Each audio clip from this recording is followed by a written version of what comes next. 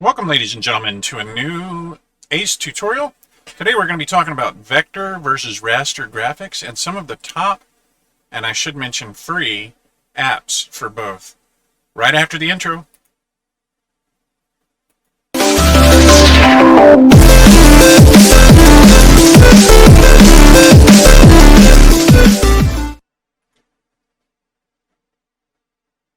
Alrighty, as mentioned, we're going to talk about the difference between vector graphics and raster graphics very briefly, and then we're going to move on to some of the best and, in some cases, free apps for both of those.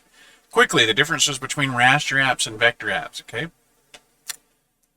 Pixel graphics are literally a pixel is the smallest addressable little cell of a picture represented on a screen. When you're looking at your monitor, you're actually looking at a presentation of pixels, and each pixel literally at the smallest level is like red, green, and blue. To give you an idea of what that would look like, here's a liquid crystal display, and the very, very top corner of a W on the screen is represented with this many pixels, and you can see they all have red, green, and blue, and they turn up or down their values to represent particular colors. But as you can see, the further in that you move to a pixel, the more pixelated it gets.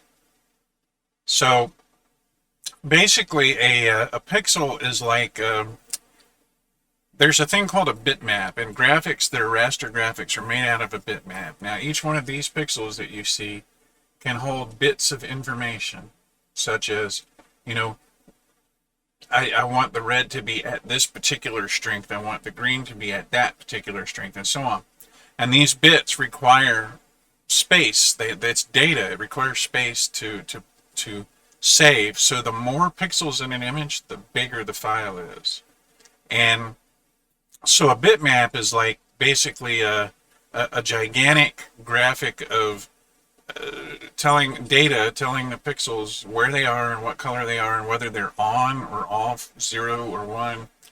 And most pixels contain more than one bit, sometimes several. But most of the pictures that you see on a computer or a phone or raster graphics, they're basically collections of pixels. And again, since they require a lot of information, they have bigger files, take up more disk space. And if you scale an image down to reduce its size, but scale it back up again, you lose a lot of information. It gets pixelated. I'll explain that. Here's an example. We're going to look at a little graphic here, and if this graphic was in vector and you zoomed way in, vectors are different from rasters in the sense that they are like mathematical statements along paths and curves. So primitive graphics in the shape of a circle or a square or a line and all of that. In physics, in the real world, a vector is something that has magnitude and direction. So like when you're flying in like a fighter plane, you can vector into a target, and that tells you exactly how you're coming into your target, which way you're coming into the plane that your target is on, that kind of thing.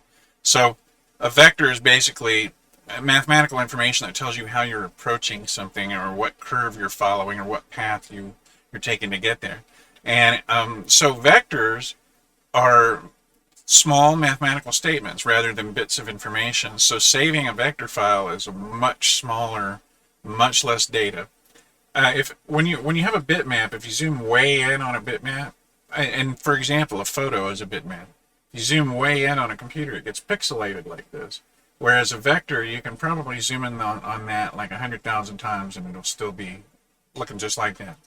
One of the benefits of a vector, for example, would be if you were making a graphic on a computer that needed to go on a billboard and you created it in vector and they printed it from a vector, you could take this graphic and you could scale it up to literally, 30 feet wide and 20 feet high and have yourself a completely in-focused, sharp-lettered graphic. Another example is like right here, when you use text, especially when you use raster graphics, and you zoom way in, you see the hints of shading in these pixels on the edges, and the entire graphic is kind of stair-steppy, pixelated on the edges. The same thing in a vector is 100% smooth because it's using this information along paths and stuff. So what you do is you paint with pixels and you draw with curves and paths and vectors. And another way of showing this is when you paint with pixels, you get soft, more realistic lines and suggestions, but they're pixelated when you look really close. Drawing with vectors uses like a pen tool, for example, and you create straight lines and curves, and when you zoom in, they are exceptionally sharp. So basically, when you use vector graphics, you would use those for like when you want something to be color accurate, when you want to print something really high resolution. A lot of t-shirt graphics are in vector. When you want to enlarge things, vector graphics work really well for that. Rasters are better for like photorealistic, photos and magazine photos and things like that. I mean, video. So anyway, what we're going to do today is we're going to look at some of the top vector programs and raster graphics programs. To start with, we're going to show you the industry standard, which is Adobe Illustrator. And they even have some really sweet vector graphics on their webpage here, so you can kind of see what I'm talking about. Their problem with Adobe is that to create vector graphics with the industry standard, you should probably be part of the industry. And if you're part of the industry, you're probably a professional. And if you're a professional working for a company, you can probably afford how much Adobe costs, which is by itself $21 a month. If you bought every single Creative Cloud app all at the same time, it would cost you $53. And that's a lot of apps. You might not use them all. Students get away with $20 a month, but it's still pretty close to the original price. But you'd be getting the entire collection for that. But anyway, when I say industry standard, what I mean is all the other vector graphics programs get their cues from whatever Adobe does. One of the companies that has been in competition with Adobe for years is called Corel. And Corel makes a program called CorelDRAW. They make a raster graphics program similar to Photoshop called PaintShop Pro. But this is their vector program, CorelDRAW. And as you can see from their examples, they also have a few examples on their page. Now, just to give you an idea, this particular software, just CorelDRAW by itself, is like $300. And if you buy every single thing that comes in the suite, including PaintShop Pro and all the other tools, painting tools and everything else, it's quite a bit more expensive than that. Now, there's a new player on the block called Affinity, and Affinity makes Affinity Designer for vector graphics, and they make Affinity Photo to be like Photoshop or Lightroom. And they have some superb examples of vector art. Vector art gets more and more realistic every day with glossy, shaded, things like that. But it's still, you can still see that it's made out of primitive shapes and it's not photorealistic in every way. The design graphics like you see all over the internet. On t-shirts, that sort of thing. Now you can see this is pretty realistic, but it's a cutaway because it's not a photo, it's a vector graphic. And you can make all kinds of just interesting content. This is the kind of thing you see on t-shirts a lot where you have multiple colors. It was drawn by someone, literally like every single thing in here, one at a time. They drew every little character and put them all together into one big work. Vector is really good for text, especially when you do design work like t-shirts, things like that. And for very stylized, cartoony looking graphics like this.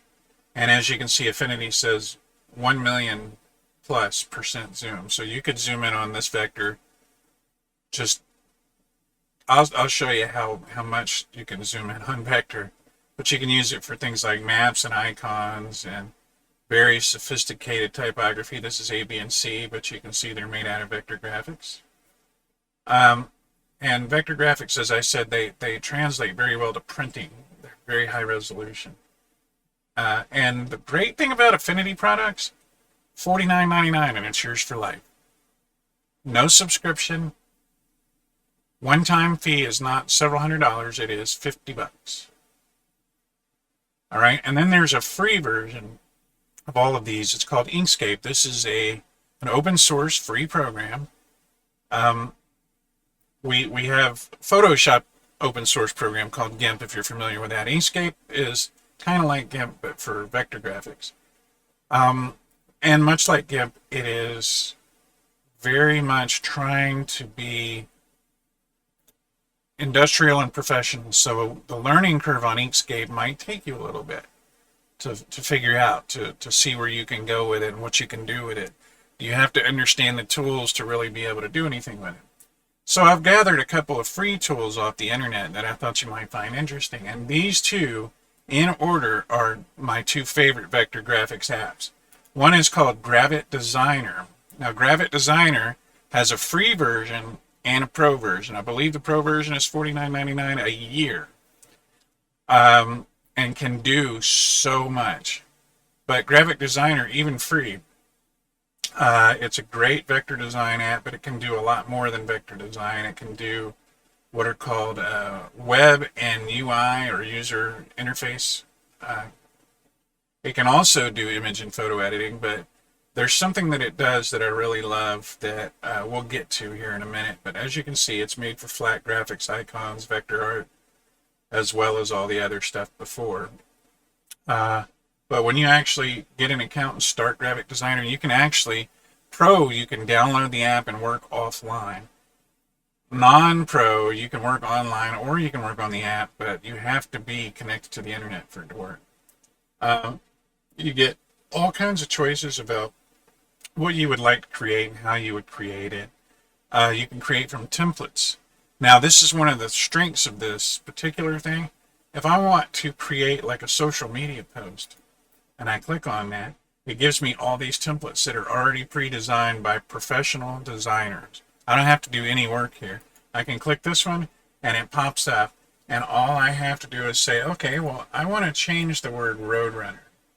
And so I go and I look at all of my tools and I say, well, do I want it, to be bigger or smaller? Do I want it to be tilted a particular way? Like, see, I could turn it, I could change the text to say whatever I like. There are so many different things that you can do with this program. So you can make it your own. You can take this design and you could change the color and pattern of the background, the shape of the symbol, lots of different things. I could move things around, whatever I like. But one of the first things that you'll notice right here, I could actually type. Okay, I don't have it chosen correctly. But I could change this any way I want. So this isn't just a vector graphics program. It's also a design program. And there's others like this. If you've ever heard of Canva.com, Canva will let you make posters, t-shirts, Facebook cover images, you name it. But it doesn't have the vector graphics abilities that this program does. If I wanted to start from scratch and make a vector graphic of anything at all, this program could do it. Now, similar to this, but even better, is a site called Vector, VECTR.com. Now, Vector is free vector graphics software, and this is, number one, probably as good as the industry standard Illustrator program or Affinity Designer or whatever, but it is 100% free, like Pixlr is for Photoshop style raster graphics. This also starts very easy. You can upload images into it. You have tools where you can create shapes right away, or you can use the pen tool to create or draw whatever you like. You can create paths and things like that. There's so many different things you can do with this. It's not even funny. There's also pre-made shapes that you can decide how big or small you want them, what color they are. I could change the color right now. I could change that to a gradient or even a radial gradient, which is like from the middle to the outside edges. There's so many different things you can do with this program. This is my number one choice. Vector.com is really, it does have a learning curve, but it's much easier than some programs to start with. It has so many tools that are easy to find. You can create multiple pages to your artwork if you need to make like, you know, user experience, user interface designs, or you need to make just more than one page. You have complete control of your layers. You have all kinds of different tools here. I can't go into everything right now, but I mean, like, if you wanted to, you could immediately just do so many different things. All right, so that is our vector designs. I took 3 seconds the other day and I made this background with vector. It just took choosing a solid color and then putting a radial gradient on top of it. We'll see if it loads. It doesn't look like it's going to. So let's move on to the raster graphics and photo editors, and those are interesting. Okay. Photo editors, a lot of people think, oh, well, Photoshop, you know, Photoshop's great, but there are so many other choices. There's GIMP, which I don't have, but it's relatively similar to Photoshop. But I understand from people that use GIMP that it's actually got a little bit more learning curve than Adobe Photoshop does. As a for instance, I wanted to show you Illustrator, by the way. I have a guitar here. We were talking about how vector graphics and raster graphics differ. I'm going to zoom in on this. And as you can see, no matter how close to it I get, it has straight, precise, clear lines. Now I want you to understand that right now I am zoomed in 64,000%. I'm going to go back to where you can see everything again. And look at that. The difference being, if I go to Photoshop, I have this photorealistic picture right here of a lion. And if I zoom in on this guy, it stays pretty well because this is such a large picture. This is actually 100% zoom. So probably a 4K photograph or larger. You can really see a lot of the detail. It looks really good. But if I were to go to my move tool in Photoshop and take this graphic and make it really small and then scale it back up again, I won't lose any data. But if I hit enter right now, or this check mark right here, I've now burned all the pixels into that small little bitty size instead of this big size. Remember I said that pixels were based on data? Right now, this picture's taking up way less space in data than it was taking up before. So what happens if I scale it back up again or zoom in on it like I did in the vector program? Well, it's pixelated. And if I hit enter, it's going to be a little less pixelated, but you can see that it's blurry now. It's lost some texture information. Still showing some color and stuff, but it's much less sharp than it used to be. And I mean, I could continue to do the exact same thing. I could take this down, hit enter, take it back up again. And every time I do it, I lose more and more data. It gets more and more pixelated. So that's the difference. A raster graphic looks great, and it can have photorealistic images on it, but if you do too much zooming in, you start losing detail. Whereas on vector graphics, you don't face that challenge. Now back to the programs.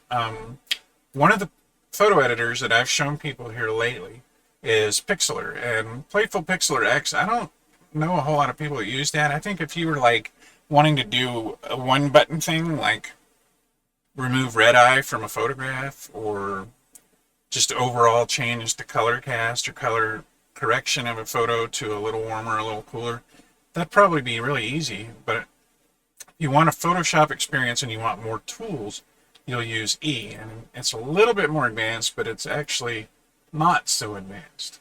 It's very much like Photoshop. It works very much the same way. A lot of the same keyboard shortcuts and so on. This is a logo I designed for a client, by the way.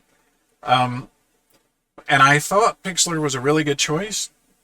And I told everybody that I work with in design and graphics that Pixlr was a good choice, but I've actually found a slightly better choice. There's a new one on the block. Um, it's called Photopea, and when you load Photopea, this is literally what you get. I mean, right out of the box, immediately, it's telling you that it can use Photoshop PSDs, which are project files with multiple layers in them. Photoshop XDs, which is actually from Adobe XD. Sketch, which is from, I believe it's Sketch.io, Sketch Files. That's a vector graphics program. PDFs, which are Adobe PDFs. XCF, which is a project file from CAM. RAW, which is a raw photo, literally hard to explain, but it's when you take a photograph with a camera that takes raw photos, you get a massive, very awesome file you can do so much with. And any JPEG, TIFF, SVG, TGA, PNG, doesn't matter, GIF, whatever, you can load it into Photopea. You can open graphics from your computer. You can open PSDs that are already around. You can make new projects, whatever you want. But just to give you an idea, they've made a Photoshop PSD, and I'm just going to click on that. And what they're going to load is this little graphic right here, and I can turn text off to show you. That's that layer. That's the description layer. There's the Twitter layer. Let's turn off the background to the P. And by the way, the effects can be turned off, like we can turn off the stroke around the outer edge. We can turn off the gradient overlay of green. We can get rid of the shadow underneath it.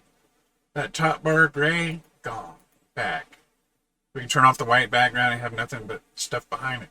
Photopea, I looked through, and as far as the layers and the tools and the ability to use so many different file types and the history, just everything, this is absolutely positively the closest I have found to the industry standard of Photoshop, and it's 100% free. Absolutely free. So I definitely recommend photopea.com to anyone watching the video. Now, this is just an idea of what you should use. So if you were going to use a vector graphics program, my recommendation is vectr.com, vector.com. And if you're going to do raster graphics, you should do photopea.com, photopea.com. There are other programs, and of course we went through the price of some of them, but these are your best bets for still having the power you want, but everything being free. In our upcoming tutorials, I'll probably use programs like Photopea or Vector to show you what the tools can do, how to use the programs, but wanted you to know what you can use for free right now before you learn how to start using it. I really, really, really hope you enjoyed the tutorial, and we hope to see you again soon. Goodbye. Zombie apocalypse.